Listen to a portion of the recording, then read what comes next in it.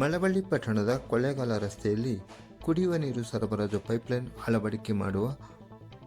1,12,00,000 ವೆಚ್ಚದ ಕಾಮಗಾರಿಗೆ ಹಾಗೂ ಕನಕಪುರ ರಸ್ತೆಯಲ್ಲಿ ನೀರು ಸರಬರಾಜು ಮತ್ತು ಒಳಚರಂಡಿ ಪೈಪ್ಲೈನ್ ಅಳವಡಿಸುವ 1,48,00,000 ಈ ಎರಡು ಕಾಮಗಾರಿಗಳಿಗೆ ಶಾಸಕರು, ರಾಜ್ಯ ಮಾಲಿನ್ಯ ನಿಯಂತ್ರಣ ಮಂಡಳಿ ಅಧ್ಯಕ್ಷರೂ ಆದ PM ನರೇಂದ್ರ ಸ್ವಾಮಿ ಚಾಲನೆ ನೀಡಿದರು. ನಗರ ನೀರು ಸರಬರಾಜು ಮತ್ತು ಒಳಚರಂಡಿ ಮಂಡಳಿ ಹಾಗೂ ಪುರಸಭೆ ಇವರ ವತಿಯಿಂದ